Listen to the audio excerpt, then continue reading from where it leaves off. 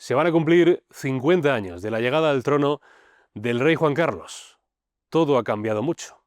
Ahora él, residente en Abu Dhabi, acaba de publicar sus memorias.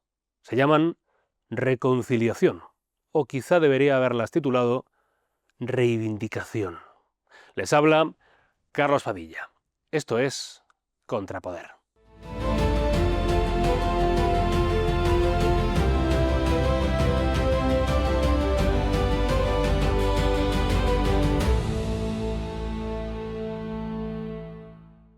Muy buenas, ¿qué tal? ¿Cómo están? Bienvenidos a Contrapoder aquí en B1 Media, novena entrega de esta tertulia dominical. Una entrega yo creo que no se pueden perder. A ver, todas no se pueden perder, pero es que la de hoy yo creo que es imprescindible, y más en la semana en la que hemos pasado, en la que se ha hablado hoy mucho de un libro. Y no es el del Premio Planeta, no es el de Juan del Val, pero sí es el de la editorial Planeta, que va a publicar el próximo 3 de diciembre las memorias del rey Juan Carlos. Se llaman Reconciliación. 3 de diciembre se publican en España, pero ya se han publicado antes en Francia, en el país vecino.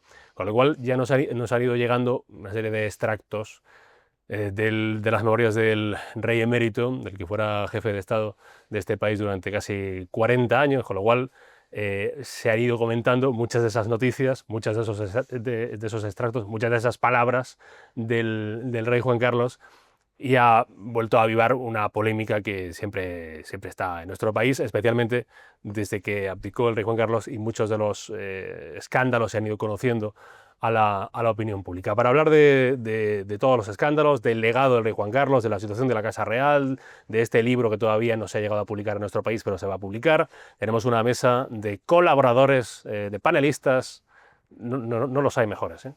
Bueno, de verdad, es que aunque los vayan a otros sitios, otras tertulias, no va a haber mejores panelistas que los que hemos traído aquí hoy. A mi lado está Almudena Martínez Fornés. Hola, Almudena, ¿cómo estás? Hola, ¿qué tal, Carlos? Muchas gracias por haberme invitado gracias a ti, a participar en tu programa. Experta en Casa Real, corresponsal primero durante años en ABC, ahora en El Debate.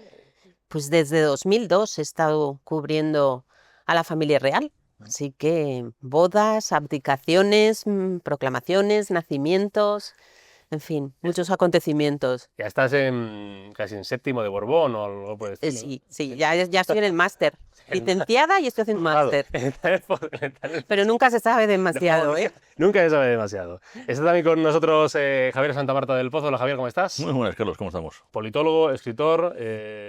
Un poco de todo, en fin, ya sabes. Hombre del Renacimiento. Muchas gracias, tómate lo que quieras, por favor. Gracias, Javi, por venir y por estar con nosotros. Está también Pepe Apezarena. Hola, Pepe, ¿cómo estás? Estupendamente, en esta compañía, fíjate. Una maravilla. Una maravilla. Pepe es editor del Confidencial Digital y aparte es también alguien muy conocedor de los asuntos de la Casa del Rey. Desde hace años. Del rey de antes y del rey de ahora. Y de las reinas y de los príncipes y de todos. De la historia monárquica. De la historia de la monarquía. Y a su lado está Juan Fernández Miranda. Hola, Juan, ¿cómo estás? Hola, encantado de estar aquí, dispuesto a escuchar y aprender. Y a hablar también, ¿no? Hablar, vale. No, sobre todo escuchar y aprender, con este panel de panelistas. Panelista, que me gusta a mí esa palabra. Tengo por aquí un libro que hace años me regaló muy amablemente Juan Fernández Miranda, que se llama El guionista de la transición, Torcuato Fernández Miranda, el profesor del rey, y está prologado por, digamos, el protagonista de la tertulia de hoy. O sea, por su majestad el rey Don Juan Carlos. Es un libro interesante de alguien que fue fundamental en la transición española. Cierto que ahora hemos conocido extractos del libro Reconciliación, donde el rey digamos que se otorga un papel protagónico, que lo tuvo en la transición española. Bueno, protagónico, pero con la ayuda inestimable de gente como Torcuato Fernández Miranda. Sí, por supuesto, y muchos otros, y Adolfo Suárez, y de ahí hacia abajo hasta el conjunto del pueblo español. Pero bueno, en esa pirámide el que estaba arriba era el rey Juan Carlos. El que señaló la estación de destino, la democracia, fue el rey Juan Carlos, y hay que atribuirle ese mérito. Y luego también el mérito de saber rodearse de personas que estaban mejor preparadas para él, sí, que él para cometidos concretos. En el caso de Torcuato, pues bueno, el diseño jurídico y político de la transición. En el caso de Adolfo Suárez, la gestión de ese gobierno reformista, en fin, y tantos otros. 50º aniversario de la coronación del rey Juan Carlos. sea, del momento en el que juró por Dios y sobre los santos evangelios cumplir y hacer cumplir las leyes fundamentales del reino y guardar lealtad a los principios que informan el movimiento nacional. Es cierto que algunos han llegado a decir, bueno, de hecho la persona que escribe el libro, que es Laurence de Bray, o de Bre, perdón la pronunciación en francés, en una entrevista en el diario El Mundo ha venido a decir, bueno, que los fastos, si queremos decirlo, de conmemoración de los 50 años de monarquía en España, que se celebren actos en el Palacio Real o en actos en el Congreso de los Diputados, que se celebren sin el rey Juan Carlos, es una manera, digamos, original de celebrar esos 50 años de monarquía. Ahora vamos a ir a los actos, a los fastos, a lo que ocurre en torno al rey Juan Carlos, en torno a la relación del rey con su hijo, con el rey Felipe, la reina Leticia, con la reina Sofía, con la casa del rey actual. Pero antes os quiero preguntar por reconciliación. Ninguno creo que lo ha leído, ninguno ha leído el libro de las memorias de momento. Creo, ¿no? Estamos leyendo los extractos que van haciéndose públicos y además en un gran desorden y mezclado con entrevistas a don Juan Carlos. Yo he intentado comprarlo por internet, pero ha sido inútil. Me venden el libro que aparecerá en España dentro de un mes. Es un acierto, aunque no lo hayáis leído, aunque un rey debe escribir sus memorias, un rey tiene que pronunciarse así. Si nos atenemos a lo que don Juan Carlos le dijo a su hijo, un rey no debe escribir memorias, ¿no? Yo creo que no, sinceramente. Yo creo que un rey habla por sus hechos. Y yo creo que los hechos de don Juan Carlos son tan contundentes a su favor, a pesar de sus enormes errores, que no hace falta. Pero bueno, habrá que analizar cuál es la razón por la que el rey ha sentido esa necesidad de reivindicarse, ¿no? Pero no es la primera vez.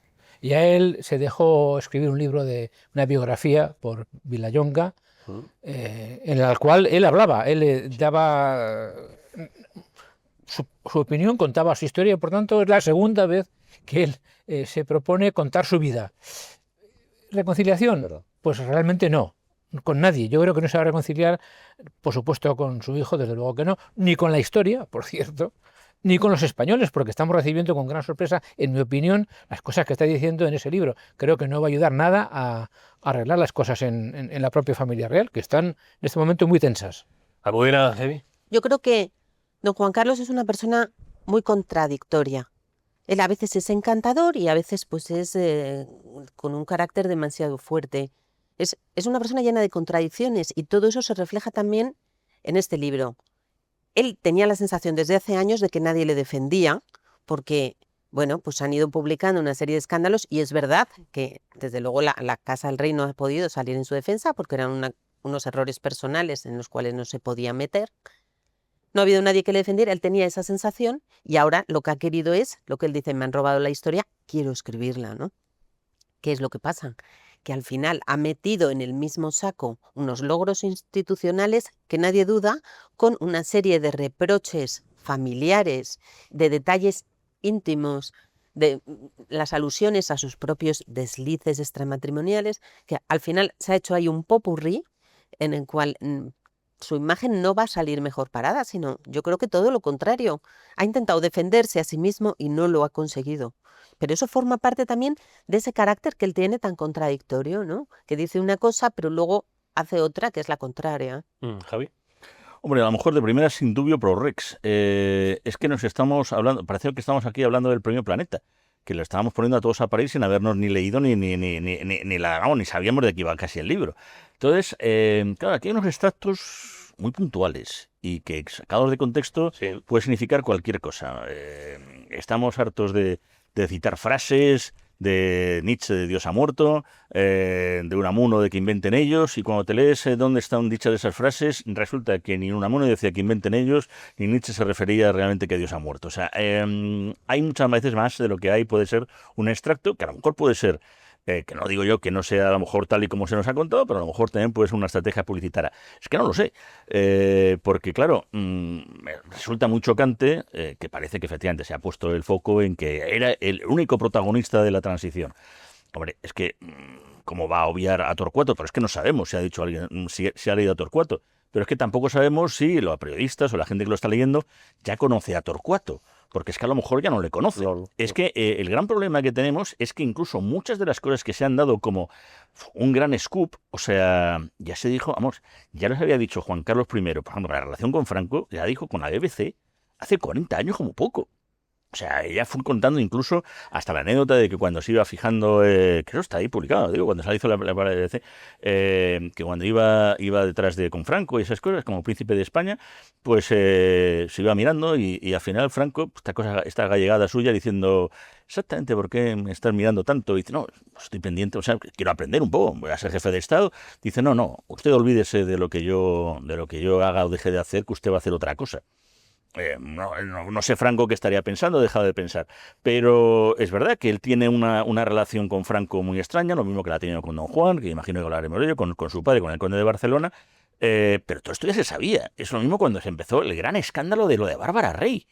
Oye, que aún nos hemos leído interview, por los artículos, por supuesto, pero caramba, es que al final lo de que aquí se caza y mira, se ha ido a Bosbuena por un elefante, no sé, a mí me parece que está todo muy sacado, porque yo creo que el problema que hay en España con el tema de la monarquía es, por un lado, que no se ha hecho pedagogía monárquica, ni sobre la historia, ni lo que supone la monarquía, y hay además por parte de Casa Real siempre un miedo a no parecer que se hace una cosa muy ostentoria, que dijo aquel, y al final pues hacemos casi es una proclamación o una boda de tapadillo. Eso sí, aquí la presentación de embajadores, la gente que esté en Madrid, que un día no le dé un infarto cuando vea carruajes con coraceros, lanceros, con lacayos de Luja, pues es una simple presentación de embajadores. Eso sí, pero cuando hay una proclamación real, no vamos a poner dos tiritas, vamos a poner unas cosas, tenemos un problema. Y luego el republicanismo español, que no es republicano, que es antimonárquico. Entonces, no sé, hay que tener por ello,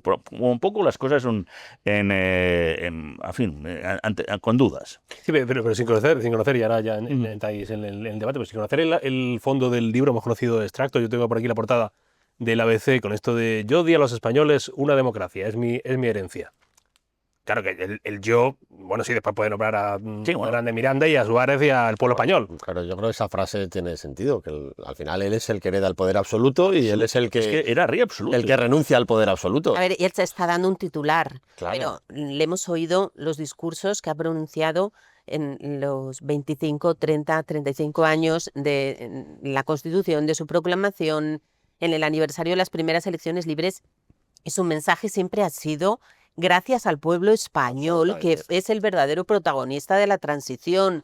Él, como rey, lo que hizo es saber recoger esas ansias de libertad y plasmarlas, eligiendo a las personas adecuadas para que lo pudieran ejecutar. Pero él siempre ha sido muy generoso a la hora de compartir el gran éxito que supuso la transición, que él la representaba. Y cada vez que viajabas con el rey, y José ha viajado muchísimo con él fuera de España, le recibía a todo el mundo con aplausos y con admiración, porque la gente se moría de envidia de la transición que se había hecho en España. Muchos países no apostaban porque fuera a ser el éxito que fue.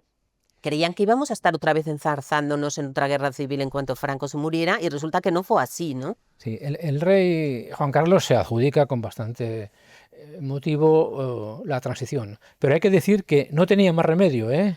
Es decir, o hacía eso o esto no tenía salidas. Es decir, él se dio cuenta de que España no podía ser el franquismo sin Franco. Él tenía que apostar por una salida democrática. Es más, se ha contado muchas veces que él ya muy joven, con 18 años, ya decía que él iba a traer la democracia a España. Es más, se movió cuando era príncipe, por cierto, vigilado por los espías que tenía Franco en la zarzuela, se movió con la oposición política. Y él recibía en la zarzuela a políticos de izquierda, socialistas por ejemplo, que se ha contado muchas veces que iban con el casco puesto para que los guardias no se dieran cuenta, y alguno se dice que incluso en el maletero del coche. Es decir, que él desde siendo muy joven se dio cuenta de que tenía que traer a España la libertad y la democracia. Por tanto, no tenía más remedio, quiero decir. ¿Dónde está lo característico de cómo eligió personas para que lo hicieran? O sea, la intuición que tuvo para elegir a Torcuato Fernández de Miranda, que es decisivo, y a Adolfo Suárez, que recordad que cuando fue nombrado presidente, hubo algunos políticos que decían, qué error, qué gran error. Inmenso. Inmenso error. Inmenso error. Por tanto, acertó de manera plena. Sí. Otra cosa es que al final Por cierto, Adolfo Suárez acabó un poquito enfadado. ¿Estáis de acuerdo con que este libro, como decía, creo que Almudena, o creo intuir, y corrígeme si no interpreto mal tus palabras, que este libro puede hacerle más daño al propio rey Juan Carlos que a la casa del rey actual, al rey Felipe?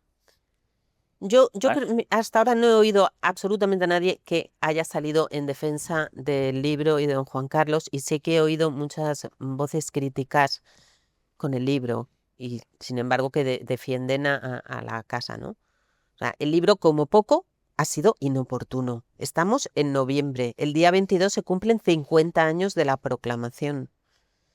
Lo que teníamos que estar celebrando ahora y hablando todos es de los grandes logros institucionales que supuso la restauración de la monarquía en España después de un paréntesis de 44 años, en fin, en los que no hubo la libertad, la convivencia que hubo a partir de ese momento, ¿no?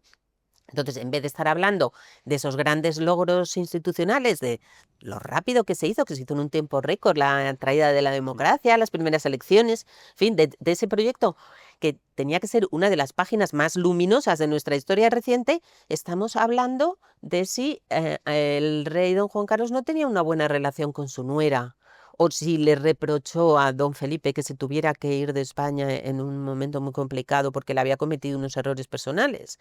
Yo creo que eso es bastante dañino para todos. Pero sobre todo También porque para la figura del rey Juan Carlos en este momento, y para desgracia de los que creemos en el modelo constitucional y en la monarquía parlamentaria, es una figura a la que una gran parte de la sociedad española está buscando para criticarlo y que no le perdona nada, y que han hecho tabula rasa, han cogido los errores y están intentando atacar a la monarquía a través de la figura de Juan Carlos I. Entonces, este libro, que es un libro que yo creo que está escrito para que lo lean lectores adultos, y con ciertos conocimientos, hay que interpretarlo bien, pero claro, si él habla de que la relación con Franco era amistosa o una buena relación, explícale tú a esta persona que va a coger esa frase para lanzársela a Juan Carlos I y llamarle franquista, cómo se produjo la transición, cómo don Juan Carlos consiguió aguantar junto a Franco para ser designado y después, a pesar del enfrentamiento con su padre, desmontarlo todo y llegar a la democracia. Entonces, solo en lo que he tardado yo es ya una derrota frente a la frase, ¿no? Claro, tenía aprecio por Franco. Además, aunque esa relación con Franco ya la contó, Claro. como ha dicho Javier en la entrevista que hizo en la cadena británica y también en el libro de Vilallonga, ya hablaba de su relación tan afectiva con Franco, la España del 93 no es la España de hoy. Hoy hay una polarización impresionante, hay una campaña antifranquista por parte del gobierno, que es su comodín cada vez que hay un problema político, saca a Franco para que no se hable de ese problema político. Entonces, en este ambiente antifranquista, que de repente el padre del rey salga diciendo que tenía una buena relación con Franco, casi que paterno-filial, pues España no está preparada para oír Explícale a mensajes. ese lector que le encanta esa frase para atacar a Juan Carlos I, explícale que Juan Carlos I, cuando era don Juanito, vino a España en un tren solo, bueno, solo no, con un conde designado por Franco que le acompañaba, pero solo. Sus padres se quedaron, sus padres, que aparte de ser el heredero de la corona o de los derechos dinásticos, en aquel momento don Juan, eran sus padres, solo se quedaron en la estación del Cosío, si no me equivoco, en Portugal, entró en España con 11 años y vivió aquí su infancia. Eso no se lo reconocemos a don Juan Carlos, lo que supone renunciar a tu vida familiar. No hace falta que se lo expliques a unos ciudadanos. Sí que hay gente en el Consejo de Ministros que tampoco lo va a entender. Bueno, pero es importante porque hay que explicar. Decía antes Santa Marta, que además de todo es espía mayor, por cierto, Además, de lo que has dicho al presentarlo. Decía antes, hace falta pedagogía de la monarquía. Ese ha sido un error indiscutible en estos 50 años. ¿Cuánto daño ha hecho Juan Carlos a la propia institución de la monarquía con sus actos? Digo, ¿cuánta leña ha dado a los antimonárquicos o a los que quieren una república sí o sí? La pregunta, una de las preguntas que ronda con el tema de la publicación del libro es, yo entiendo que él piense en su legado, o sea, la imagen que va a dejar a los españoles en la historia, como algunos han dicho, igual el libro no es tanto reconciliación como reivindicación de su propia figura. Ahora bien, si piensa en el legado que va a dejarle tanto a su hijo y actual rey, a Felipe, como a Leonor, si no hubiera sido, de cara al futuro, al largo futuro, guardar mejor silencio. Debía dejar hablar a la historia, que va a hablar la historia, no hablar él. El mejor servicio que podía haber prestado es estar callado, incluso desaparecido. Y yo me quiero remitir a un episodio anterior, que es el conde de Barcelona. El conde de Barcelona, el padre de don Juan Carlos, vio como su hijo se hacía con el trono saltándoselo dinásticamente y no hizo nada para quejarse, para reivindicar, para decir, estuvo callado todo el tiempo, escondido, incluso sufriendo algunas humillaciones, porque él no fue bien tratado. Pero el mejor servicio que puede hacer don Juan Carlos es estarse quieto, callado. Resulta que aparecen unas memorias y se va a Sanjenjo a regatear, pero hombre, por favor, piensa un poquito. Yo creo que no está pensando en el daño que puede estar haciendo a su hijo y a la monarquía. No está pensando en eso. ¿En eso creéis que es egoísta? Yo creo que él está pensando exclusivamente en sí mismo, en su propio legado, en su propia imagen. Todas las memorias son un poco, responden al deseo de uno de justificar los actos y los errores que ha cometido. Y estas memorias también lo son. Él intenta justificarse, explicarse, pero claro, muchas veces en esa justificación lo que está haciendo es dejar mal a otras personas, ¿no? Y que hablar, entiendo, desde la herida. O sea, desde la herida que él Claro, siente, porque... es el libro de un rey dolido completamente. Y eso lo desprende. En las páginas que nos hemos podido leer, ves que es un rey que está dolido y que está deseando, en fin, que no hubieran pasado las cosas que han pasado y que quiere volver a España. Lo que pasa es que tampoco se aclara muy bien por qué no vuelve a España. ¿Cuál es la razón que hoy, en este momento, le impide volver a Es España? una buena pregunta.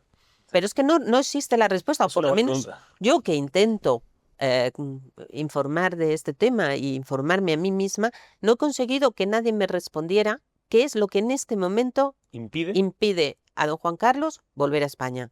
Él puede entrar y salir libremente, como lo estamos viendo cada vez que va a Galicia. En fin, es verdad que en el Palacio de la Zarzuela no han querido que estuviera, el gobierno, empezando por ellos, mientras tuviera unos asuntos judiciales pendientes, ya no tiene ninguno.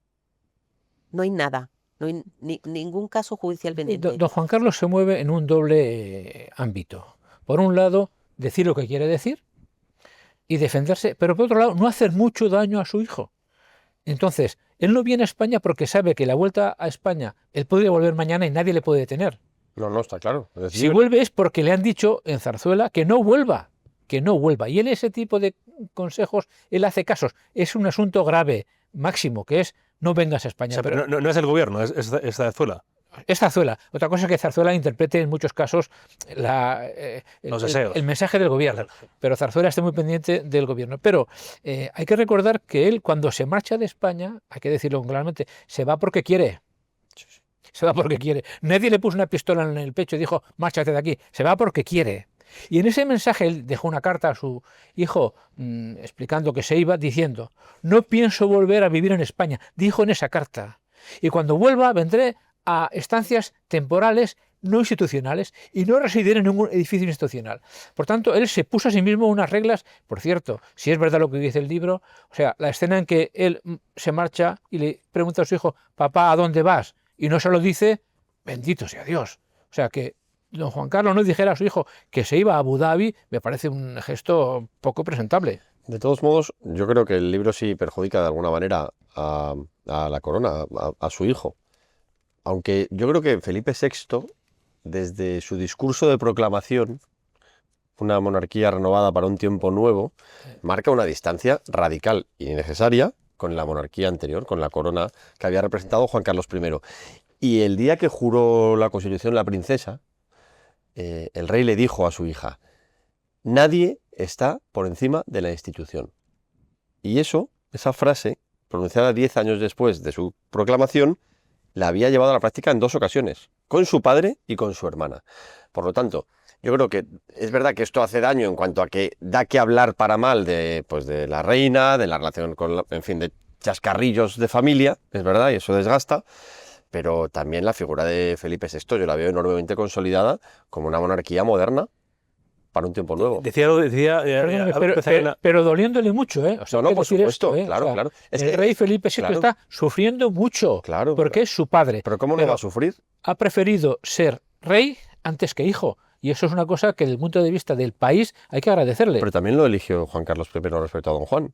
También, de acuerdo. ¿Verdad? Pero Decía Pezarena, hago un pequeño apunte, porque decía lo de Abu Dhabi, y Juan Pedro Quiñonero en el diario ABC se ha ido leyendo el libro y publicaba un extracto. Decía, no reprocha nada al rey en sus memorias, pero sí a don Felipe, de quien echó de menos una última conversación antes de su exilio voluntario. Y abre comillas. Mi hijo, esto es del libro, mi hijo, cuando supo de mi partida repentina, me llamó.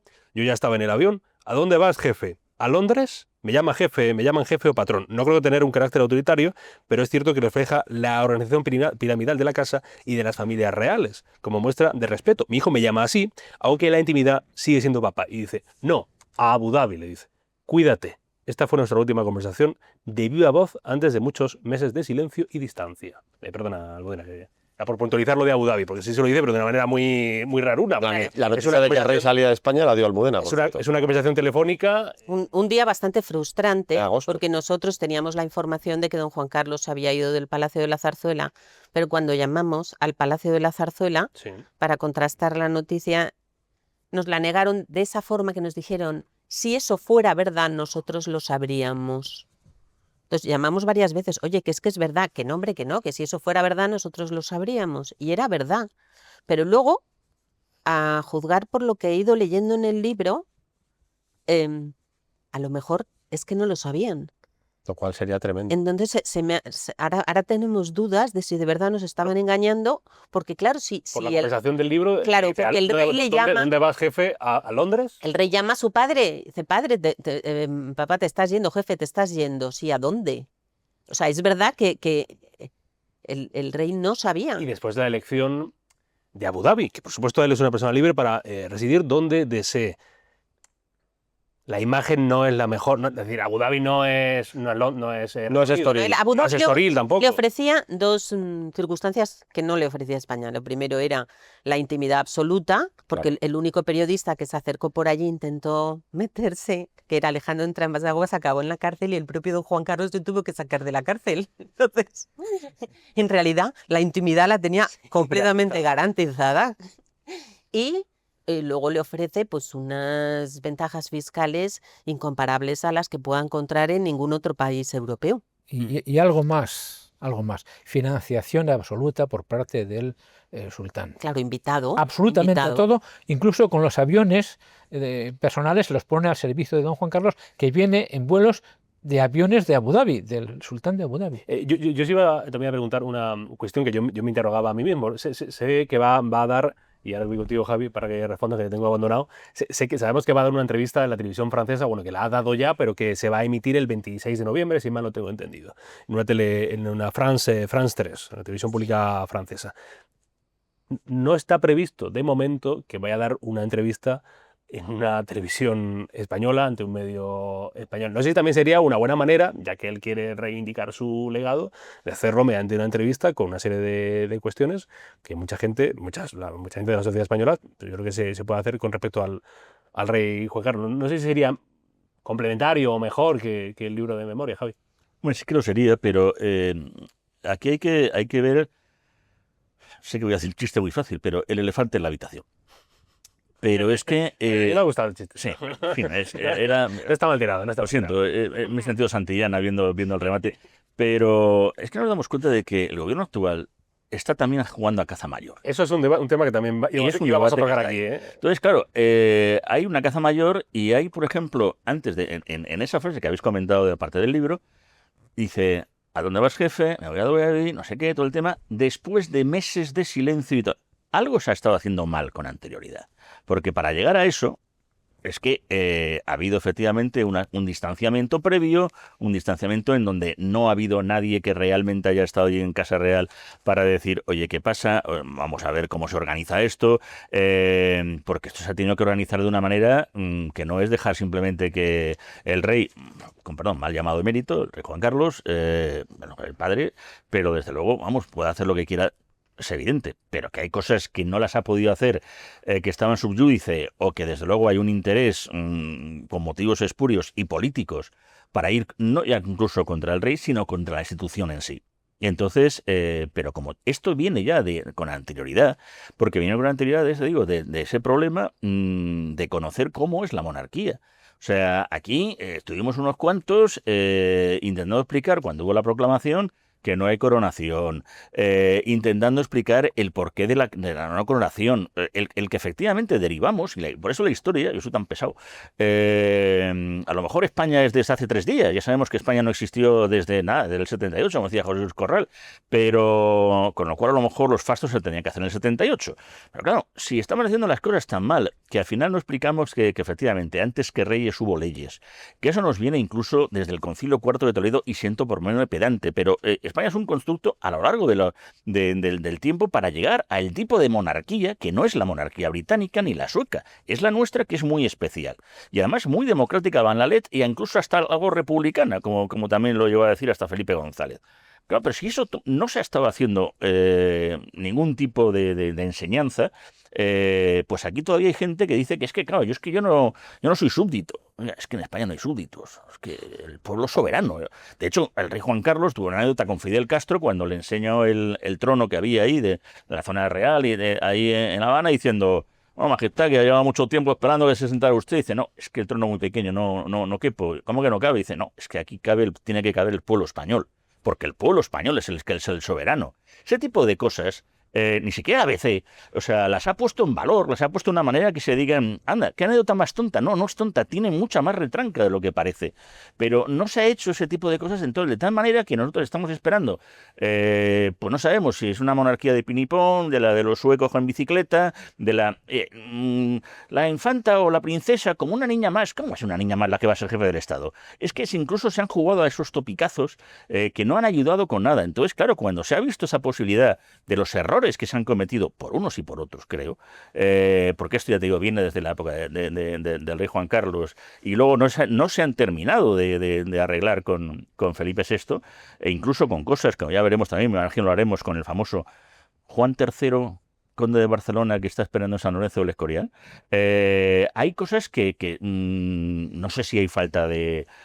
Hay gente que no le está diciendo las cosas, hay gente que no se quiere enfrentar, no quiere ver al elefante en la habitación, pero bueno, hay algunos, y Juan incluso también lo sabe, cuando hasta se nos llamó también para ver si podíamos hacer algo para dar a conocer la monarquía. Y se quedó en nada. ¿Cuánto hay de lo que pasa en torno al rey Juan Carlos? ¿Cuánto hay del carácter del rey Juan Carlos? Porque te ha aumentado el tema todo. Todo lo que hay que No, ver, que decir, cuando se le dice y dice a Vivien, dice: oye, igual debería haberse le puesto coto o control, o decir esto por aquí no, o está mejor aquí no, esta Pero cosa. es que Juan Carlos Pero I... es incontrolable. Totalmente. La monarquía de Juan Carlos I es juancarlismo. Juancarlismo. De hecho, uno de los grandes retos, y esto lo ha escrito Almudena en algún momento, los grandes retos de Felipe VI es pasar de juancarlismo a monarquía, ¿no? Claro. Institucionalizar el modelo de Estado. Juan Carlos I, todo es él, es que la monarquía era su personalidad. De hecho, yo creo que le ha perjudicado el campechanismo. Y además que don Juan Carlos siempre ha sido un poco transgresor. A él le gustaba ir a más velocidad de la que se permitía en moto. Sí. José asiente porque, claro, él ha conocido muchos episodios ¿Ah, de sí? él, que los guardias civiles no le podían seguir, Sí. los escoltas, no le podían mantener su velocidad. Siempre le ha gustado competir un poco, hacer ese tipo de gracias. A ver, también hay que pensar que es un niño que tal día como hoy, de 1948, llegó a España por primera vez, y a partir de ese momento tuvo que crecer entre Franco y don Juan, y tenía que saber, o descubrió qué es lo que tenía que hacer para satisfacer a las dos partes, porque eran partes totalmente enfrentadas. Absolutamente. Entonces eso le creó también una forma de ser muy especial. Tú piensas, desde los 10 años teniendo que torear a Franco y a don Juan. Bueno, pues sí. Y con Franco jugando a dividir al padre y al hijo. Exactamente, y a enfrentarlos. Hay un- Y con su familia también intentando casar a una rama también para hacer una rama franquista, o sea, como va por otro lado. Claro, entonces el análisis psicológico de don Juan Carlos es muy complejo, porque es un niño que a los 10 años tuvo que empezar ya a comportarse como adulto en muchas cosas, a crecer solo, Y sufre una soledad tremenda en sus años de infancia. solísimo, se sintió solo. Bueno, y es que además también, como don Juan quería educarle así, en la severidad, pues también cuando estaban en el exilio en Suiza le dejó solo en el internado, prohibió a doña María que llamara a su hijo durante 15 días. Él sintió que le habían abandonado. No le habían abandonado, pero cuando acaba el internado de Suiza y acaba la etapa nestoril, resulta que le mandan solo a esa España invernal triste, y encima cuando se baja del tren lo primero que le enseñan Eso es. es en el Cerro de los Ángeles el monumento que hay para que viera las balas de la Guerra Civil. O sea, eso es lo primero que él ve de España. Y Franco le pregunta a la persona que acude y le lleva al Cerro de los Ángeles, donde había restos de balas de fusilamientos de Habían nacionales. fusilado la imagen del... Habían o sea, fusilado la imagen de Cristo. Bueno, Y dice, y entonces Franco pregunta, ¿ha entendido que esto es un país construido contra las hordas rojas? A un niño de 10 años. Imagínate, con un montón de señores vestidos de negro, con un montón de coches negros con las banderas de España. En fin, ese niño tiene que aprender a vivir en una situación que es una sucesión de contradicciones enorme. Don Juan le envía a vivir con el adversario y don Juanito sabe que es el enemigo de su padre. Y Franco sabe que el hijo y el padre, en fin, en ese momento, años 40, años 50, don Juan es la única alternativa realista, poco, pero algo, contra Franco. sí, hablando de soledades, es que cuando nace don Juan Carlos, su padre no estaba allí, estaba de cacería. Quiere decir que don Juan trató a su hijo con una enorme distancia. Son otros años, en otros tiempos, pero don Juan Carlos ha crecido solo y es un hombre triste, en el fondo, dice la gente que le conoce, porque no ha tenido corazones cercanos que le entendieran, eso es verdad. Pero, hombre, ha pasado mucho tiempo. Él tiene que haber aprendido cómo se manejan las circunstancias y las personas. Y él tiene que entender que él no puede hablar normalmente, así sueltamente, sobre la reina de España, por ejemplo, porque me consta que ha enfadado muchísimo en Zarzuela la referencia que en las copias que se están viendo a doña Leticia, Sí. porque don Felipe dice, es la reina de España, lo que tú quieras, la reina de España. Y él no puede hablar de doña Leticia sueltamente, no lo puede hacer, no debe hacerlo. Y dice una cosa yo creo que injusta, dice en el extracto que les leo, dice, la entrada de Leticia en nuestra familia no ayudó a la cohesión de nuestras relaciones familiares. Le repetí, la puerta de mi despacho está siempre abierta, ven cuando quieras. Pero ella no vino nunca. Hombre, parece ser como que la familia vino Leticia y ya estaban todos alegres y se rompió la amabilidad, la cordialidad familiar, pero es que la familia ya estaba, yo creo que de antes un poquito tocada. Además que no aporta nada nuevo, porque los que cubríamos la información en ese tiempo ya veíamos que no había una afinidad perfecta entre don Juan Carlos y la entonces princesa. Bueno, Y ellos mismos, muchas veces cuando nosotros publicábamos, pues que se notaba que las relaciones eran frías, ellos mismos se nos acercaban y decían, no, si nos llevamos muy bien, mira qué fenomenal nos llevamos y tal. O sea, ya había ese juego en el que era obvio que no tenían una buena relación personal y institucionalmente se veían obligados pues a dar una imagen de que sí la había. Ya está, pues es que eso era mejor dejarlo ahí. ¿Por qué ahora tenemos que añadir esos reproches? No hacía falta. Mira, yo sinceramente a quien más admiro en este momento, después de haberme leído esos extractos del libro, es a don Juan. Porque es admirable el silencio que él mantuvo Con mucho durante dolor. todos esos años en los que Franco estaba cultivando a don Juan Carlos para nombrarle a él el heredero, saltándose a don Juan. Don Juan sufrió muchísimo. un hijo de rey, un padre de rey sin corona. Hijo de rey, padre de rey, nunca rey. Nunca rey. Fíjate, cuando don Juan Carlos es designado sucesor a título de rey, Ujú. Franco, en el año 69, Franco se lo comunica recién llegado de Estoril. O sea, don Juan Carlos había ido a ver a su padre y a su madre, Para decir que no había nada previsto sobre un nombramiento a su padre y en y cuanto a la llega, vuelta se lo dice Franco, entonces don Juan Carlos tiene que decírselo a su padre. Su padre entendió que era una traición y que lo sabía previamente, de tal manera que Franco jugó a enfrentar al padre con el hijo, y lo consiguió. Y don Juan, el rebote que se cogió, se debía escuchar desde Estoril hasta Madrid. Javi, te tenía ahí. Sí, bueno, aparte de que hay un libro muy interesante que es Don Juan contra Franco, que también es de Juan y con Jesús García Calero. Calero, que también esa intrahistoria, pero que es una intrahistoria complicada, porque claro, también Don Juan, que es una de las cosas que ha salido, y además en alguna televisión, les ha faltado decir cuando el rey asesinó a su hermano, porque poco más o menos que lo han... Sí, pero es que lo han puesto de una manera que también igual, diciendo, oye, que esto también ya se sabía, o sea, esto también es mágico el tebeo. Pero es verdad que esa forma en que don Juan trata un momento a Juan Carlos, júrame que no has tenido... En fin, hay una serie de cosas que lo digo, que la figura de Juan Carlos... es como también para decir en qué situación mental tienes que estar con tu padre, con el tema, con la relación que hay. De pronto te encuentras siendo rey y te encuentras con unos poderes absolutos, pero al mismo tiempo los cedes, los das y te conviertes en un rey democrático. Y yo no sé si en un momento diciendo, bueno, pues it's good to be the king, o sea, pues es bueno ser el rey, pues vamos a disfrutar de ello. Esto sí que ya es una Eso pasa a partir del año 90. Pero ya es a partir del año 90, pero tras una serie en el que momento dado la transición para, y hasta incluso pongo un ejemplo muy estatutario en Madrid, me refiero que cuando entran los gobiernos de Felipe González, donde empiezan a hablar de eso de ser monarquicanos, en cierta medida, ¿no? Aquellos que son republicanos, ya se lo olvidan un poco el tema, pero porque se dan cuenta de que es casi una especie de nuevo Alfonso XII, que sería seguramente el que iba a traer una monarquía nueva. Lo que pasa es que él falleció muy temprano, como sabemos, tras la Primera República, pero a lo mejor eso nos hubiera llevado también a una monarquía más moderna antes de tiempo, no pudo ser. Entonces, cuando González y bueno, efectivamente permiten que el rey, y hay una estabilidad, ha habido el intento de golpe de Estado, ha habido pues un Partido Socialista con 202 diputados, no olvidemos, unas mayorías absolutas tremendas, y entonces, pues yo creo que hay cosas que no nos damos cuenta de cuando pues, se colocan las estatuas de Largo Caballero y de Indalecio Prieto en nuevos ministerios en Madrid, están literalmente al lado de la última que queda de Francisco Franco, pero no retiran la de Francisco Franco, porque es decir, ya está. Hemos acabado. Ahí está Isabel la Católica, el monumento de la Constitución, por cierto, que está enfrente. Franco, Indalecio Prieto, Claro Caballero y en medio una de Botero que con el culo al aire. Vale, pues ya está. Pues esto es hemos sacado la transición. Y entonces yo creo que el rey, pues en un momento dijo, bueno, pues ya está, en cierta medida, pero porque es verdad que todo parecía bien hasta que se nos jode el Perú, yo creo, con 11 de marzo. Porque, sí, bueno, pero en lo que tiene que ver con la monarquía y con la transición hubo, a partir de los años 90, 94, 95, que salen los últimos grandes libros sobre qué pasó en la transición y Sí. ese gran consenso sobre el relato de la época. 92, que es un antes y un después. Pero a partir de ahí dejamos de explicarlo.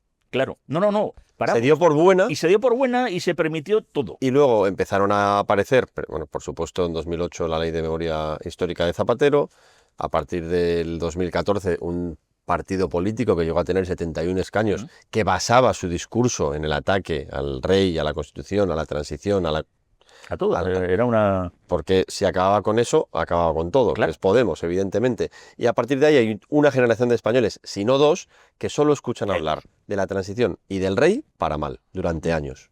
Y desgraciadamente hay muchas cosas que no ha habido un entendimiento entre los grandes partidos y eso ha permitido que en vez de ir hacia opciones de centro, vemos UPyD, vemos Ciudadanos, el tema es que hay una polarización extrema, pero extrema que lleva a que ha habido 8 leyes educativas, leyes orgánicas, sí, con lo cual el tema de la educación es fundamental.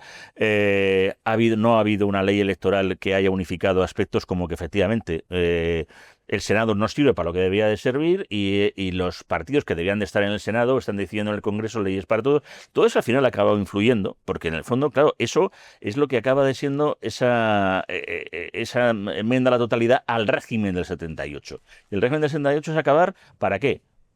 Vamos a ganar una guerra 80 años más tarde. ¿Pero qué locura es esta? Pero eso es en lo que estamos, desgraciadamente. Y las figuras del rey Juan Carlos y del rey Felipe VI son fundamentales para ello.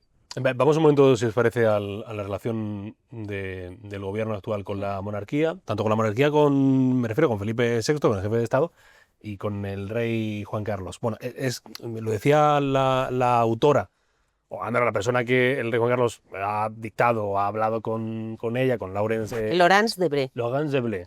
Como no sé francés, me disculpa, lo siento mucho. Pero Laurence tenía una entrevista en el diario El Mundo muy interesante, que creo que le hizo Maite Rico, si mal no recuerdo. Maite Rico. Donde decía, bueno, es, digamos, una manera original celebrar los 50 años de monarquía sin que el rey Juan Carlos esté presente. Lo que ha dicho Zarzuela, entiendo yo, es que el rey renunció a su agenda institucional en 2019. Así es. Bueno. Así es, pero bueno. Igual la ocasión lo merecía, pero no. Pero imaginémonos que nosotros tuviéramos que organizar el acto. Nosotros y, por favor, los espectadores, todo el mundo, que se imaginen que bajo su responsabilidad tienen que organizar el acto. Entonces, hacemos un acto, lo que queremos es hacerlo en el Congreso de los Diputados, ¿verdad? Porque es donde habría que celebrar el gran logro institucional. Y aparece don Juan Carlos. ¿Y qué ocurriría con la mitad de los escaños? ¿Qué podría pasar ahí? Pero, Que no fueran, que lo boicotearan, que hicieran un rodeo al Congreso o cualquier cosa. pero ¿cuál Porque es el logro institucional, Almudena? Perdón que te corte. el gran logro institucional, Sí, la ¿cuál es? restauración de la monarquía, la llegada de Es que a lo mejor no fue el 22 de noviembre del Bueno, 75. A ver, eso es un debate interesante. Para mí el problema está en que el gobierno se ha adelantado a ese debate Claro. poniendo el foco en el 20, Poniendo el foco en el que a mí 20. me parece que es la última humillación de la izquierda Ujú. o el último reconocimiento de la izquierda a Franco, porque celebrar, Sí, absoluto. promocionado por la izquierda, que Franco se murió en la cama, me parece que es una Sí, humillación es absurdo. a la izquierda que Porque sí ahora se está sufrió hablando y el que no, exilio. es el pueblo español que trajo la democracia. Entonces el debate previo, Todo lo que fue en las si nos vamos, cosas, si nos vamos a poner a celebrar el 75, que yo estoy contigo, yo celebraría el 6 de diciembre del 78, que es el fruto de la transición. Pero bueno, nos ponemos a celebrar el 75, el día es el 22. Es el 22, que es la proclamación de Juan Carlos I y, como bien dice Almudena, por ello, pues, la restauración monárquica. Bueno, pero si nos ponemos a celebrar el 75, hay que celebrar el comienzo del nuevo régimen, no el final del anterior, Es que cuando el sería- dictador se murió en la Pero es cama. El 22 de noviembre de 1975, don Juan Carlos ya anuncia en el Congreso de los Diputados que quiere ser el rey de todos los españoles en una España que venía de una guerra civil en la que se enfrentaban los unos a los otros y las diferencias se resolvían a tiros. Realmente era un paso de gigante. Claro. Decir, yo no quiero ser el jefe de Estado de unos, no, de todos. Pero entonces tienes que traerlo. Entonces, creo que eso es un motivo Entonces de tienes que celebración, pero No. eso ahora mismo resulta que no es un motivo de celebración porque estamos con un gobierno que prefiere poner muros. Exacto. Hay que decirlo así. En el año 42 y 43, don Juan, ya heredero de los derechos dinásticos, fallecido ya Alfonso XIII, escribe varios manifiestos en los que va apretando a Franco diciéndole: Excelencia, ya ha ganado usted, Claro. devuelva la corona a España y vamos a reconciliarnos. Y Franco le responde, en correspondencia privada: yo estoy dispuesto a entregarle a usted el trono siempre y cuando acepte una monarquía azul y falangista.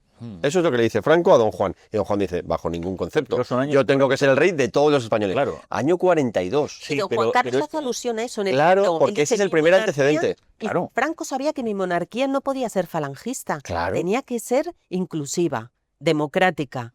Y por eso había que legalizar al PC. Porque sin el Partido Comunista la democracia no estaría completa. Pero es que Franco está jugando todavía a crear ese régimen de una monarquía sin rey, porque oficialmente éramos reino de España. Sí, sí, reino de España. Y ley de sucesión. Claro, y está perfectamente reflejado ese momento dado en el famoso cuadro que le hace Zuloaga, en donde aparece Franco vestido de militar, con camisa azul, boina roja y 2 huevos duros. O sea, porque aquello era el albondigón que decía Mercedes Formica, de Fet de las Jons, o sea, de la mezcla con los tradicionalistas, diciendo, pero si es que esto es imposible ya, pero son los que me han llevado aquí.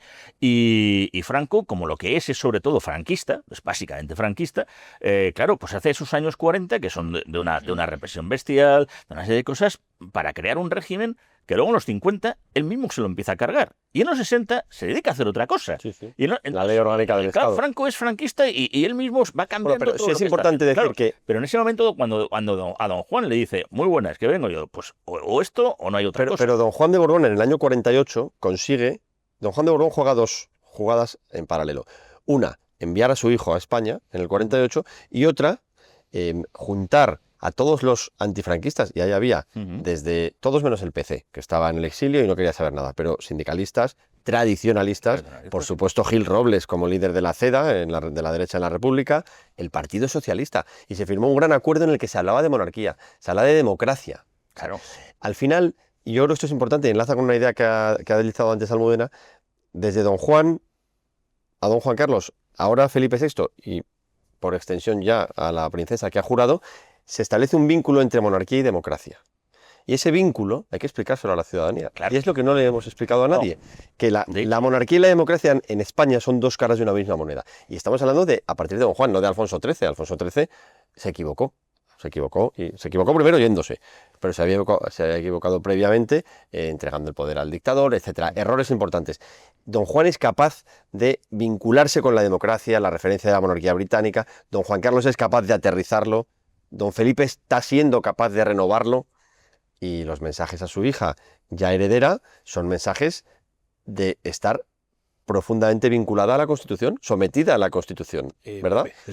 No, se planteaba hace un momento de cómo celebramos un aniversario sin el protagonista. Ya, sí. Que fue, me consta que durante un tiempo estuvieron pensando en Zarzuela qué hacían. Y el mensaje del gobierno, teóricamente, era, ustedes verán, decidan ustedes. Ustedes deciden si don Juan Carlos está o no está en ese acto de aniversario. Bueno, pues los últimos acontecimientos han hecho imposible que se le permita estar en ese acto el día 20. Es imposible. Pero es que hay más. Hay un almuerzo el día 22 familiar para conmemorar en familia este acontecimiento del aniversario de la monarquía y previsiblemente tampoco va a venir. Yo creo que sí. Don Juan Carlos. Yo creo que sí va a estar don Juan Carlos en ese almuerzo. Bueno, el 21N hay 2 actos, uno es en el Palacio Real, en el que el rey va a imponer el toisón de oro a la reina doña Sofía, a Felipe González y a los 2 padres de la Constitución que están vivos. Y después van a ir todos al Congreso de los Diputados, donde va a haber un acto más bien académico, no va a ser en el hemiciclo, va a ser en un salón. Y ahí va a ser un acto más bien académico en el que se va a hablar de lo que aportó la corona a la democracia y a la libertad en España. Está muy bien, pero se ha evitado el acto en el hemiciclo. Claro, pero... Provocó que cuando se celebraron las primeras elecciones no invitaron a don Juan Carlos porque no estuviera en el hemiciclo. Exacto. O sea, había un problema de protocolo que decían 2 reyes no pueden estar en el hemiciclo y no fue don Juan Carlos invitado al aniversario de las elecciones primeras democráticas para que no estuviera en el hemiciclo. Pero luego ese error se corrigió cuando se cumplieron los 40 años de la Constitución y sí pudieron haber 2 reyes en el hemiciclo sin ningún problema y fue el último homenaje que recibió don Juan Carlos. Con los 4 presidentes. A mí una de las cosas que me llama la atención de la contradictoria vida de don Juan Carlos es que con 80 años la mayor parte de la gente ya ha escrito su historia. Ya no tienes, te retiras o no te retiras, pero te pones a ver la vida pasar y tu historia es muy difícil cambiar, la verdad. No, él con 80 años recibió una ovación de 2 minutos de duración que todos nos quedamos admirados y a partir de ese momento dejó caer todo el éxito, todos los grandes logros que había conseguido y empezaron los escándalos. Y se dio la vuelta el personaje. ¿Pero empezaron los escándalos o salieron los escándalos por otros intereses? No, Pero es que no había habido escándalos con anterioridad. No había... Los había vivido con anterioridad. No públicamente, no públicamente. El problema es cuando sale a la palestra toda esa vida de este personaje teóricamente ejemplar, que luego descubres que tiene problemas familiares y económicos graves, no pequeños, graves. Ahí también está el reproche a la prensa. Que es cierto que yo entiendo que en un momento dado la prensa dijo no vamos a informar de ese tipo de elementos. Entiendo yo, y corregidme. Yo no lo sé. Yo es que yo no he conocido ningún momento en el que hubiera un pacto. Yo no lo sé. Yo no sé si tú, José, habéis conocido algún pacto. No ha habido nunca. O sea, nadie se ha reunido para pactar, no contar cosas. Lo que yo entiendo, Pepe, y digo, corrígeme, y a lo mejor no, entiendo yo que había una serie de periodistas que decían no vamos a lo mejor a fiscalizar al rey Juan Carlos porque suponían que era poner en riesgo el sistema democrático de este país, cuando es justamente al revés. Fiscalizando al golpe de Estado se podría... Hubo unos años en que la democracia española era muy reciente, recién llegada, nueva, débil, con problemas. Y entonces pensaron, con cierto motivo, que la monarquía era un elemento de estabilidad y de futuro. Y por tanto, todo lo que hiciera debilitar a la monarquía era poner en peligro la democracia. Y con ese planteamiento los medios callaron muchas cosas, creyendo que eso era bueno para la democracia, porque estaba una democracia debilitada. Conforme pasó el tiempo, poco a poco fueron soltándose esos nudos y poco a poco empezamos a contar ya más cosas. Y hay una famosa portada del diario de la revista Época sobre la amiga suya de Palma de Mallorca, que es donde se rompe un poquito el consenso sobre que estos temas no deben salir. El tabú. Sí. Pero en todo caso, yo creo que acusar a la prensa... No No lo digo por ti, lo digo por la pregunta o por el debate en sí mismo. Bueno, pero sabes, Juan, que esto se dice mucho, la prensa protegía al... Me parece una pregunta legítima, y yo mismo he publicado un libro en el que se cuentan muchos escándalos de aquella época, y hay periodistas de la época que me han dicho qué bien que cuentes tú lo que no contamos nosotros, y otros me dicen, yo no lo sabía. O sea, había un debate en torno a eso, no niego el debate. Pero si vamos a fiscalizar el trabajo de la prensa, preguntémonos por quién podía haber metido en vereda a don Juan Carlos. ¿Y quién podía haber metido en vereda a don Juan Carlos? Nadie, ¿eh? Nadie. Nadie, porque mira, Si alguien podía, era el presidente del gobierno. el presidente del la gobierno. única persona que le llamó la atención Sabino. de las amistades, no fue Sabino, fíjate, fue Puig de la Bellacasa, que duró 6 Sí, meses. por eso. Porque a don Juan Carlos no le gustaba. que Año 90. dijeran- Llevaba desde los 10 años Que con sí. Franco y don Juan diciéndole lo que tenía que hacer, por dónde tenía que ir, tal. Él no quería ya que le dijeran más, ya era adulto y ya no quería que nadie le marcara el camino. Entonces empezó a tomarse unas libertades y unas amistades que no eran las correctas, que ahora lo reconoce en el libro. Reconoce las malas compañías y las malas decisiones. Pero cuando Puig de la Bellacasa se lo advirtió, le pidió que abandonara el Sí, sí, Palacio de la está Zarzuela. claro que Era a imposible. partir del año 90, don Juan Carlos, como le dijo Manglano en una ocasión, el jefe del CSIC, que era asesor suyo y todo lo amigo que se puede ser de un rey, está usted desatendiendo sus funciones familiares e institucionales. Claro, yo creo que Año 90. él puede llegar a entender, yo ya he cumplido mi gran misión, Yo creo que sí. que es llegar, consolidar la democracia en España, y llega un momento en el que digamos que se toma demasiados días de asueto de su labor. Bueno, y se produce aquella noticia de, creo que fue El Mundo, del rey que no podía. ¿Dónde está el rey que tiene que firmar el decreto de nombramiento de un nuevo ministro? Y Del estaba ministro de en Exteriores. Suiza. Y estaba en Suiza. Claro, pero es Y que no trabajando. yo creo que también esa forma de ser suya, transgresora, un poco así de doble juego y tal, fue la que le permitió conseguir los logros que El consiguió. carisma. Hay un momento en que él se planta ante José María Aznar, se ha contado también, ¿eh? Presidente del gobierno, le dice que tiene que poner orden en sus relaciones personales con algunas mujeres. Y entonces don Juan Carlos le dice, entonces al tico. Le puso el chantaje de, si me frenas a mí en este mundo en el que estoy moviendo, me voy. No se podía ir. Es decir, España no podía permitirse el lujo de quedarse sin rey. Príncipe era Y eso- demasiado joven y Cerró cualquier opción de que alguien le dijera qué tenía que hacer. Porque si me decís que no tengo que hacer esto, abdico, hombre. Y eso es así. Llega un momento en el que yo también me pregunto, leyendo los extractos y conociendo un poco también la vida de lo que conocemos del rey Juan Carlos, cómo alguien de tanto conocimiento, de tanta inteligencia política para saber pilotar, con la ayuda de Torcuato, con la ayuda de la sociedad española, con la ayuda de muchos políticos, pilotar la transición española, cómo a su vez, llegados a esos años 90, esa inteligencia política en su vida, en su inteligencia vital, digamos, se despendola, por así decirlo. España era un país magnífico. Él era el gran líder internacional en la joven promesa de la democracia. España en el año 92 celebró los Juegos Olímpicos, celebró la Expo de Sevilla, en el 91 la Cumbre de Madrid con israelíes y palestinos. Imaginaos hacer eso ahora. la modernización Era a toda mecha, la una prosperidad maravilla. económica, la libertad, Cultural. la creación cultural. Es que es perfectamente comprensible que el rey Juan Carlos se relajara, porque realmente, incluso con el golpe de Estado que consolida que él era el que se defensor de la Siempre democracia. se habla del síndrome de la Moncloa, pero no se habla del síndrome de la zarzuela. Que es en el fondo. Pero él en ese momento era una figura Era de rey. éxito y de relumbrón, y España también. Y él seguía trabajando, que eso nunca lo dejó de hacer, para que España siguiera prosperando económicamente, ayudando a las empresas, lo que se ha dicho siempre del mejor embajador. Bueno, pues se relajó, esa es la realidad. Y entonces empezaron a aparecer los errores. ¿Cómo era esto, Pepe? Pues esto sí me parece interesante. Siempre se ha dicho de que el presidente del gobierno con el que peor relación ha tenido fue José María Aznar, que digamos que él tenía una actitud vital a la hora de ejercer el Ejecutivo y demás, de que la actitud que tenía Felipe González con respecto a las relaciones del rey Juan Carlos, José María Aznar, digamos que era una persona más recta y le hizo ese toque de atención, ¿no? No, y más de un toque. O sea, Aznar desde el principio intentó cuadrar al rey. Por ejemplo, cuando don Juan Carlos pidió un nuevo barco. ¿Por qué? Porque el Fortuna se paraba en medio del mar. Estuvo, creo que era con no sé, un presidente norteamericano, navegando y se paró porque se estropeaba. Y dijo, hombre, presidente, el rey no puede estar en un barco que se estropea. Y le dijo que no y le compraba el barco. Y entonces don Juan Carlos, típico de don Juan Carlos, pidió a los empresarios mallorquines que le compraran un barco y se lo compraron. Es decir, que había una relación muy tensa. Hay que recordar una frase famosísima de Aznar cuando dijo, yo me voy a Polonia y al rey lo mando a Cuba, me parece, algo semejante a eso. O sea que desde el principio Aznar puso pie en pared frente al rey. Y cuando se enteró de todo lo que estaban pagando a Bárbara Rey, por ejemplo, se enteró. Cuando intenta poner coto a ese tipo de comportamientos, lo que se encuentra es que Juan Carlos le dice, pues entonces me voy. Sí, tal cual.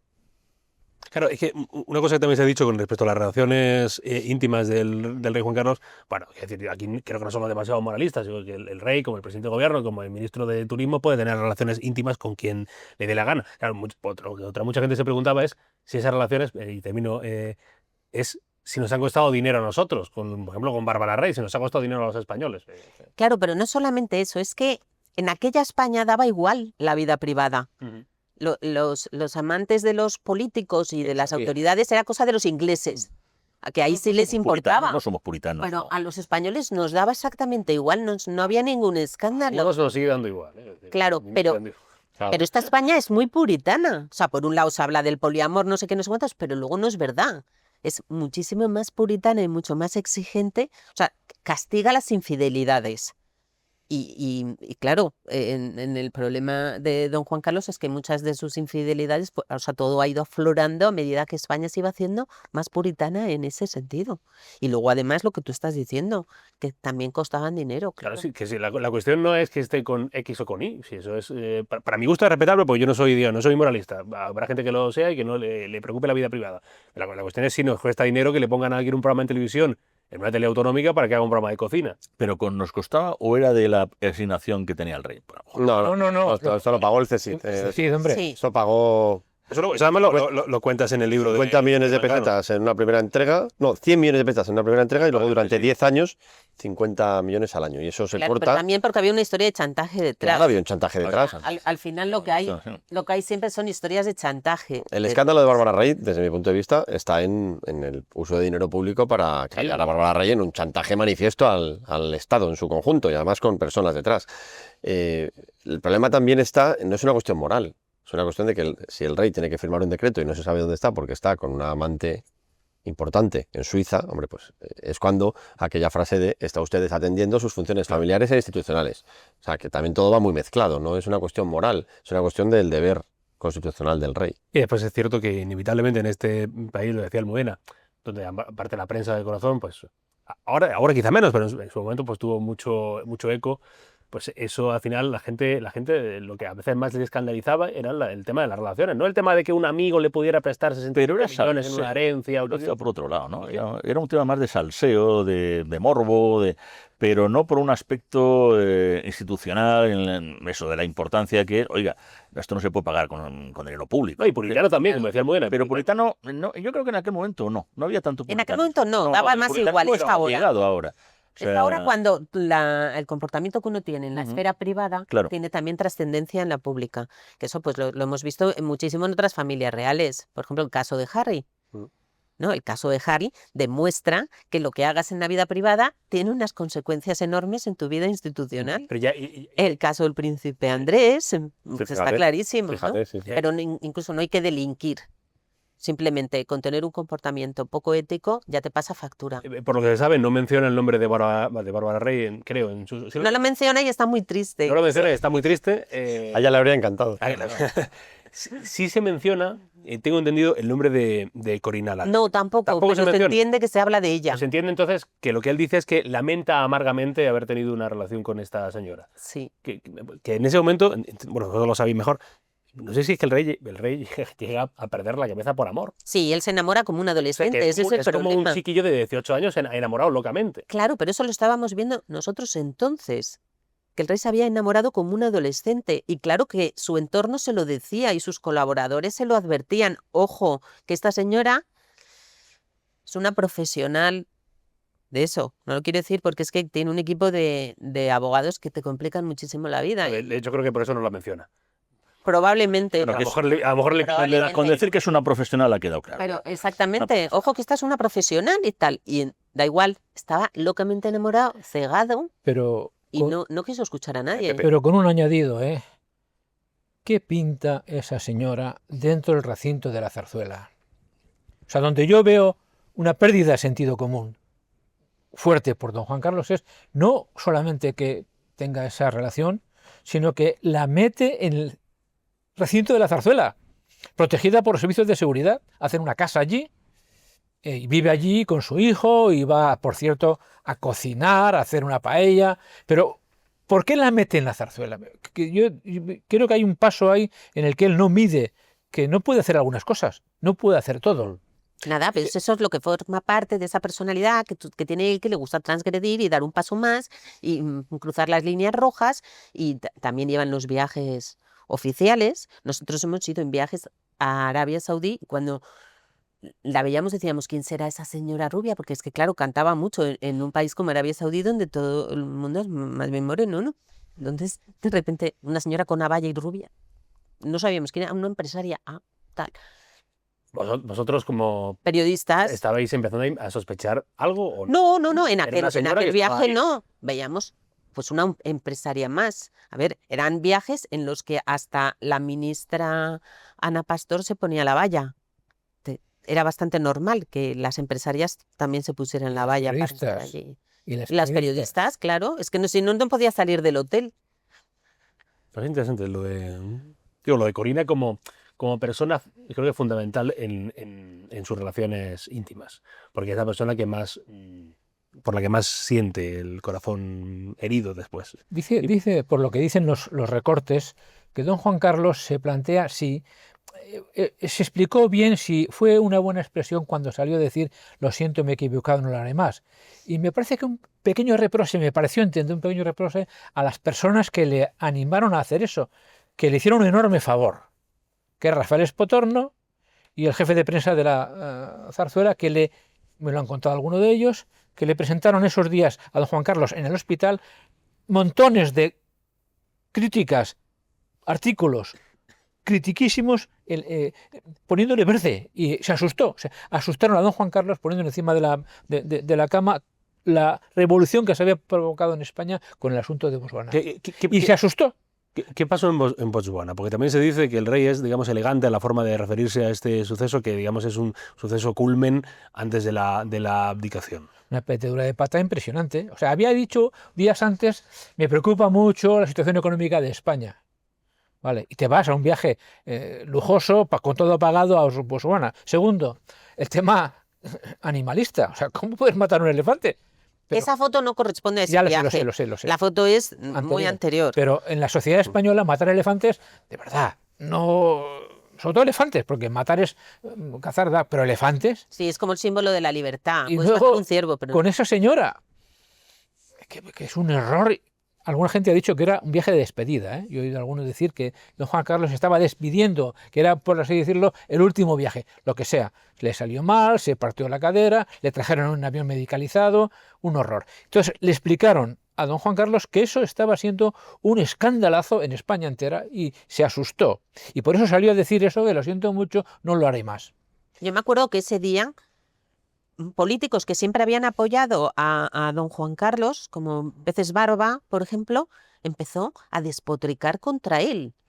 Pero no solo él, muchísimos. O sea, había de verdad un tsunami de quejas y de decepción, y desde luego él tenía que hacer algo para contener esa ola, porque es que si no, no es que se acababa con don Juan Carlos, que se acababa con la monarquía. Bueno, y ahí empezó, ahí no es el primer momento en el que se ve que hay riesgos, pero ahí empieza el proceso que acaba en la abdicación. Exacto. Que luego repentina en el último momento, se decide en el último momento y se hace rápido, pero ahí ya empieza un proceso de... Está ese como momento muy culmen, está el discurso de Navidad que lee el 6 de enero del año 14, creo que 14, cuando... El de la Pascua militar. La Pascua militar en Sí, el del Trastavilla. propio Donde él se 14 trastabilla mucho, no es capaz de terminar bien las frases. Sí, también hace mención a esos errores en el libro. Se informó que había llegado, bueno, se ha informado, no sé si esto lo sabrás tú mejor, Almudena o Pepe, o que llegaba de Londres esa noche sin apenas Sí, dormir. él da otra explicación. Dice que había tomado como mucha medicación o algo así, que no leía bien. En el Estuvo a punto de no llegar a Por la Madrid niebla. porque estaba en Londres y había una tormenta. Y estuvo a punto de no salir al avión y no llegar a Madrid al acto de la... Es que o sea, los riesgos que corrió eran gravísimos. Y luego es verdad que durmió mal y también dicen los expertos que cometió un error, que es que... el atril se lo pusieron más lejos de lo normal, entonces es verdad que no veía, en fin, mil cosas, ¿no? También cuentan que él llegó al Palacio Real, le ofrecieron una silla de ruedas y dijo que no.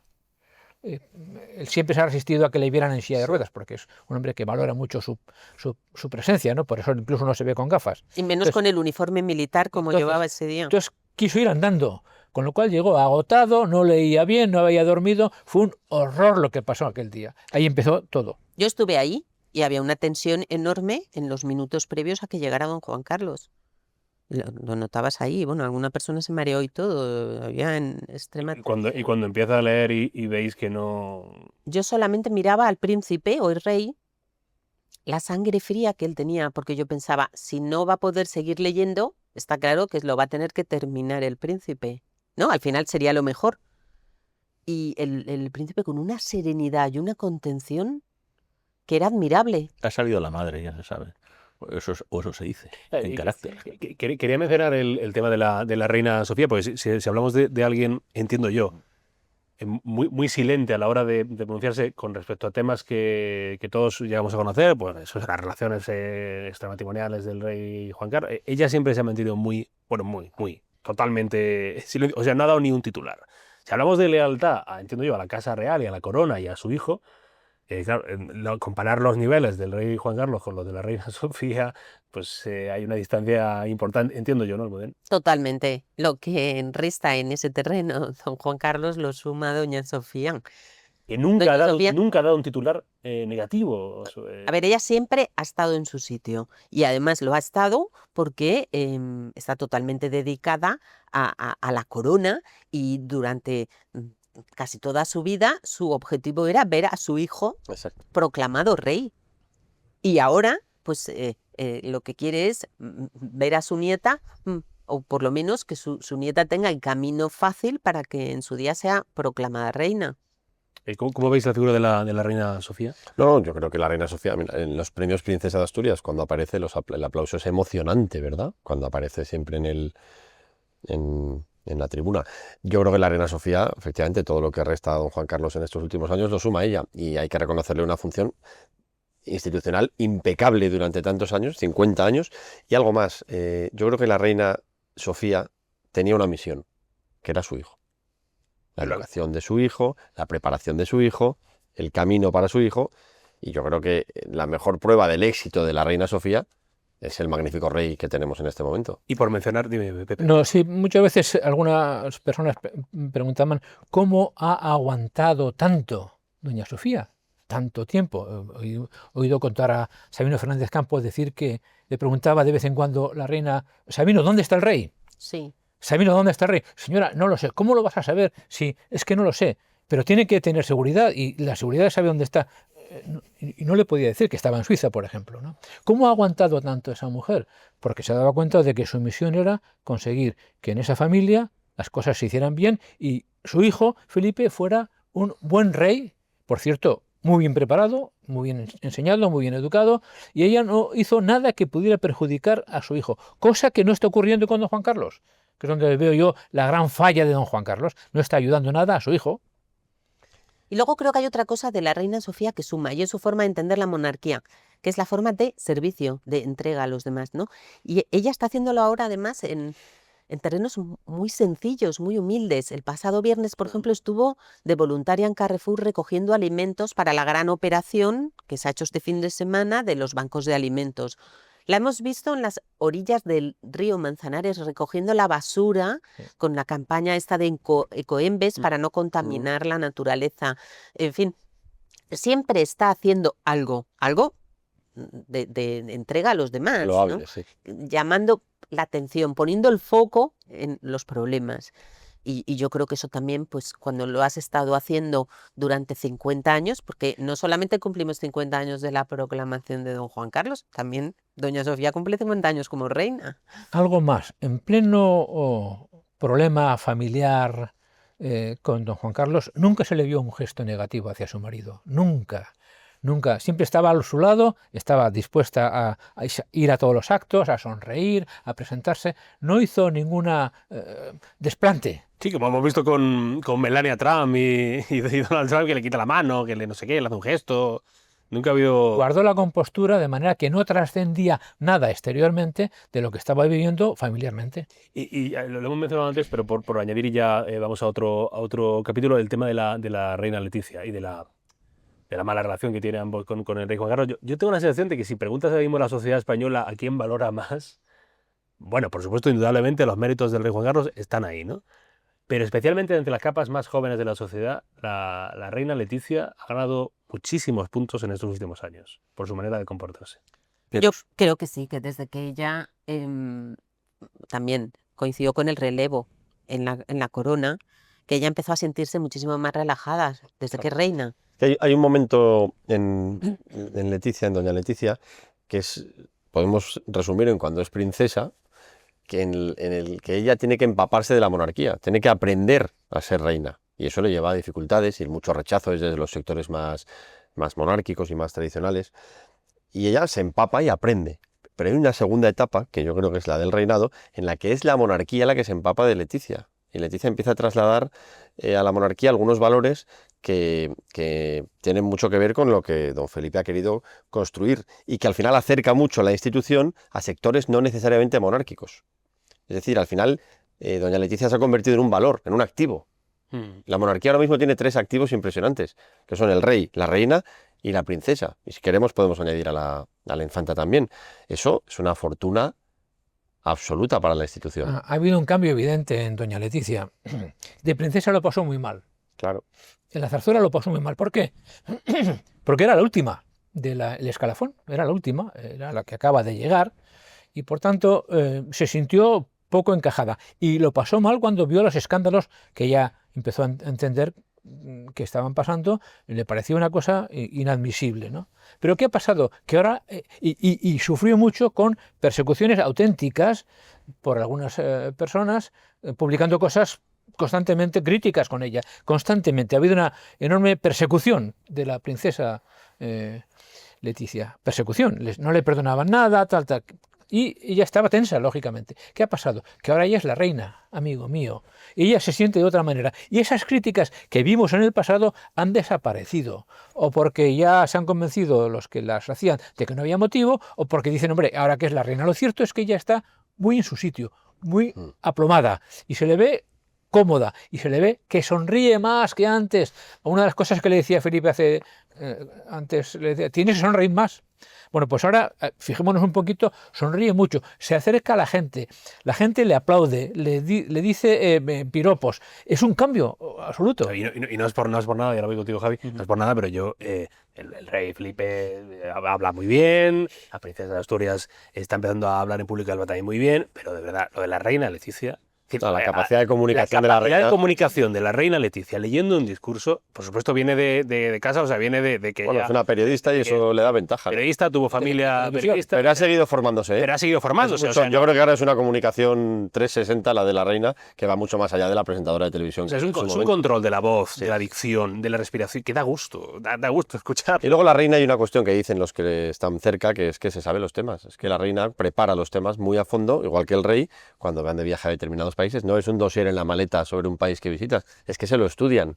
Los reyes son 2 auténticos profesionales que ejercen su función, distintas, evidentemente, al jefe del Estado y la reina, pero complementarias, con una pulcritud y una autoexigencia. Y yo creo que incluso transmiten la seguridad del que está haciendo algo con lo que disfruta. Javi, te tengo hoy. Sobre todo no, porque es verdad que lo que habéis estado comentando de que la época de princesa nada tiene que ver con la época de reina, pero es que estamos hablando también de una mujer, primero, profesional, con una vida antes previa, no preparada para ser reina, con un carácter fuerte, porque claro, aparentemente estas cosas pues puede decir, no, claro, una mujer de carácter fuerte, en una situación como en un lugar que es eso, es una monarquía, eso no era fácil, Luego, claro, situaciones a lo mejor en que incluso ella no terminaba de entender ciertas cosas que también obligaba al cargo. Entonces, todo eso ha sido una evolución.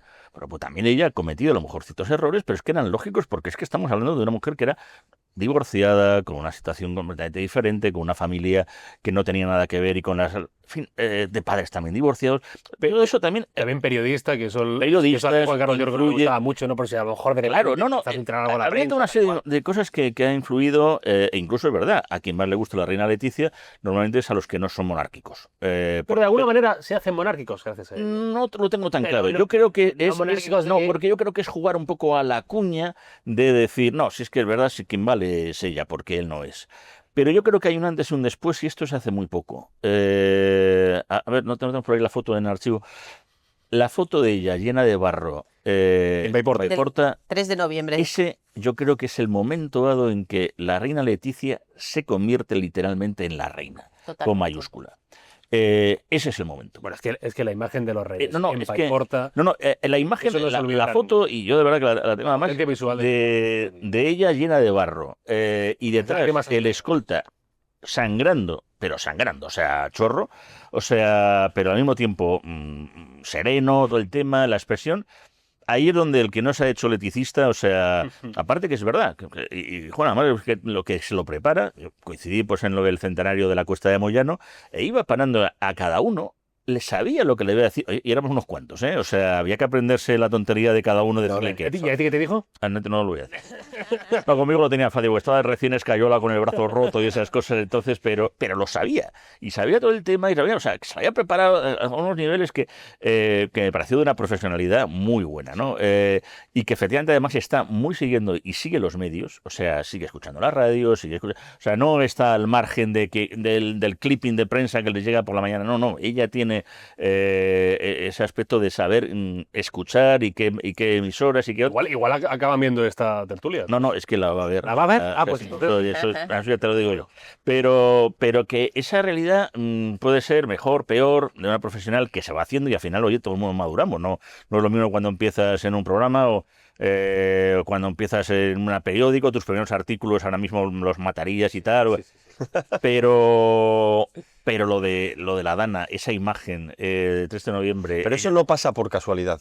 No, vamos a ver. La reacción del rey y la reina en la Dana no es casualidad. No es casualidad. Claro, es porque ellos tenían totalmente interiorizado quiénes Exacto, son. claro. El Tienen Estado interiorizado tiene que quiénes estar son. aquí. Tienen y interiorizado como- cuál es su función. Tienen Pero interiorizado como qué está pero pasando como porque un hablan soldado con que está gente. preparado para la batalla, pero luego en la batalla... Bueno, pero eso no es casual y es Pero muy sí. importante destacarlo, porque ellos supieron leer la realidad que había delante suyo y aguantar el chaparrón, nunca mejor dicho. Cuando a veces la gente pregunta, ¿para qué sirve la monarquía? Para varias cosas, pero una de ellas para ser la expresión del dolor nacional y para unirse a todos cuando pasa algo grave, porque no es de ningún partido, no está haciendo política, no está ganando votos, está empastando la sensación y el dolor de la gente. Para esos momentos sirve la monarquía, por ejemplo. Es que la fuerza Muy simbólica... bien explicado, Pepe. Mira, el 3 de noviembre además se produjo algo que ya esto es la reina en su terreno más personal.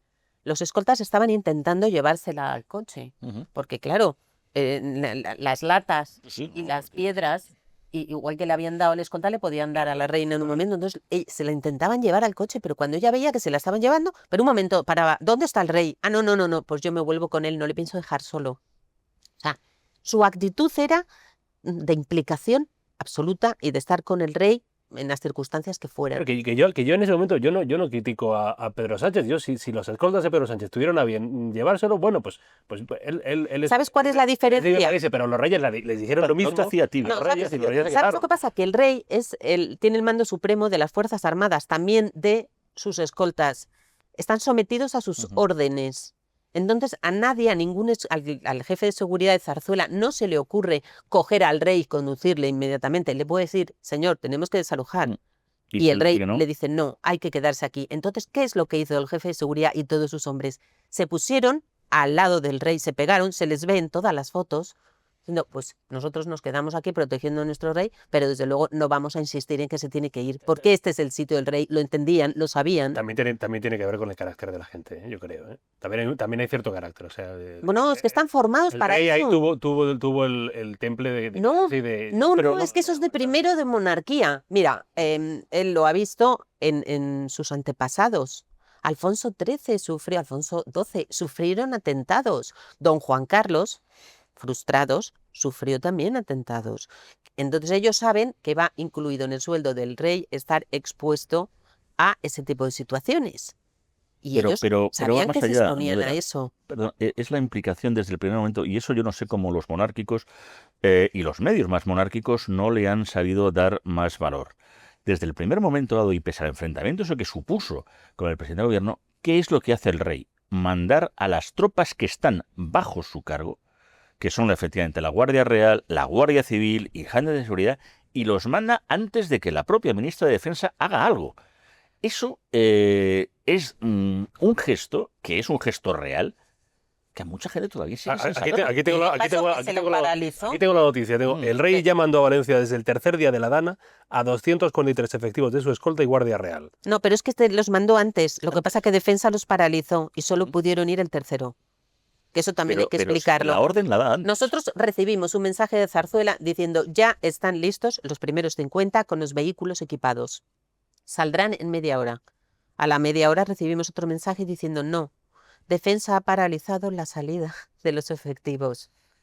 Al día siguiente, ya Defensa ha autorizado que salgan. Hombre, en una cosa que era emergencia, que es que hay gente que se murió por no recibir la ayuda a tiempo. No retrases ni un De minuto Vetera al lado. la llegada de los efectivos. Pues se retrasa. Y eso debe explicarlo la ministra de Defensa. De todos modos, respecto a esta monarquía o este rey y esta reina con los pies en el suelo, hay otro ejemplo, que es el 3 de octubre. El discurso del 3 de octubre del 17, después del referéndum del 1 de octubre, cuando el rey sale, eso es un rey que sabe leer lo que está pasando en Cataluña. Cuando por primera vez se le habla como adultos a los políticos independentistas. Correcto. Y se le dice, el Estado es esto. Y ese es un rey que había estado reuniéndose con mucha gente de allí y aquí en Madrid para testar qué estaba pasando. Y ese es un rey que Pero ese acto no ha existido. que cumple su función. Ese acto legalmente ahora no ha existido. Y que se la jugó, Es que es lo que no puede ser. El rey jugó mucho. se jugó el bigote saliendo ese día a las televisiones. Se la jugó y lo sabía.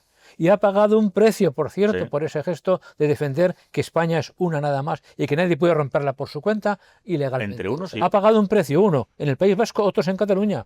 Es verdad. Y sabía que iba a pagar el precio. Felpudo VI. Los que siguen sin entender lo que es un rey de tipo constitucional como el que tenemos. Entonces, claro, es que es terrible también la situación en la que está el rey actual, porque se le están pidiendo cosas que no puede hacer y cuando las ha hecho no se le está poniendo en valor. Porque realmente ese 8 de octubre es que fue su 23F, sí, es que incluso mucho más. O sea, porque el 23F, la verdad que hoy no hemos hablado de ese tema porque todavía hay muchas cosas que están en su vice. Pero es que en el 81, Franco se había muerto hace 6 años y estábamos en plenos años de plomo. Estamos hablando de muchas cosas que van más allá de un chalao que entra por ahí porque quiere volver a los años 40. No. Hay una situación en esa España que ya tú no la has vivido. O sea, ni la recuerdas. O sea, no, Ni la recuerdo, no estaba ni pensado. Pero, no pero estaba es ni cierto, pensado, de hecho. pero es que los que íbamos al colegio es que nos encontrábamos con un atentado, pero diario. O sea, es que era un muerto cada 3 días. Mataban generales todos los días. O sea, pero en la calle, o sea, cerca de donde estábamos ahora. Aquí hicimos un programa en Contrapoder hace 3 semanas sobre se cumplían 14 años del fin de ETA, por aquello de las víctimas que algunos quieren silenciar. ¿Del qué, perdón? Del fin de ETA. Del fin de las acciones militares. El fin de la violencia. De la violencia, sí, las acciones y estas violentas, ya, porque de lo otro...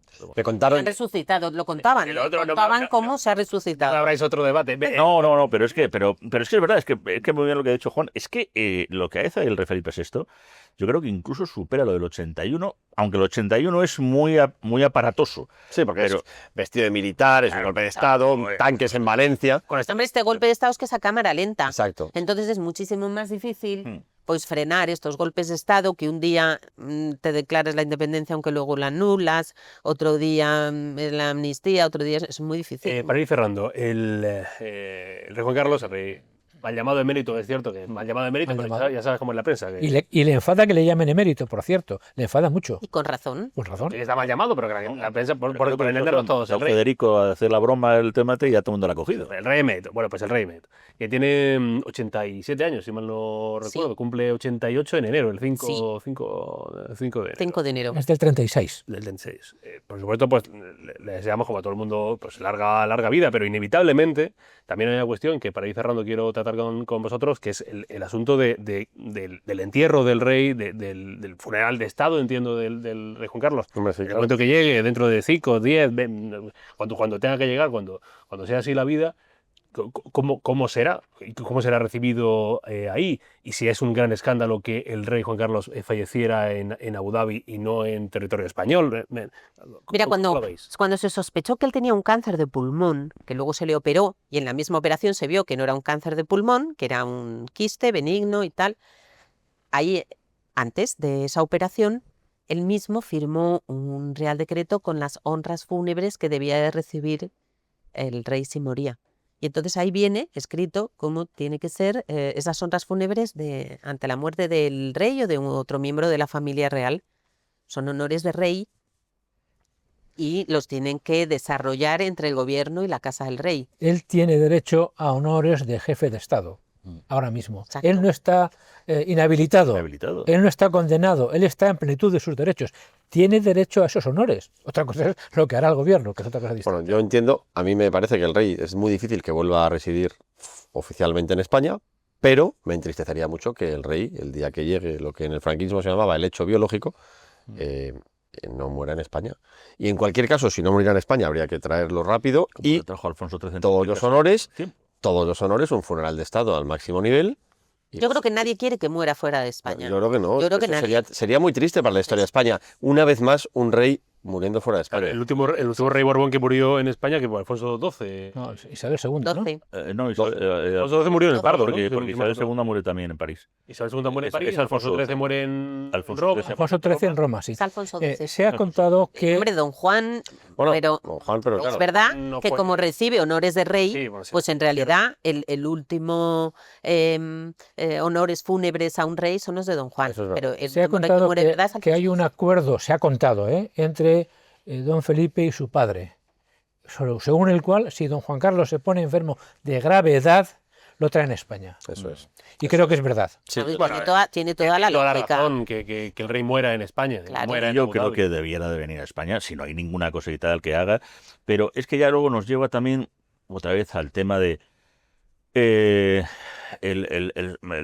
infrauso del Palacio Real. Si tenemos un Palacio Real, pues es para algo. Era lógico que Juan Carlos, y cuando se establece en España, pues esté en un palacete de caza, pero es que es casi más pequeño que el de Moncloa. Ya incluso hasta es un error que el Palacio de la Moncloa haya un presidente de gobierno que parece un jefe de Estado, me refiero. Entonces, yo seguiría en Castellana 3, pero eso son cosas ahí. Pero que todo lo demás, en los aspectos de que, por supuesto, tiene que ser el jefe de Estado, es que hay que arreglar dónde.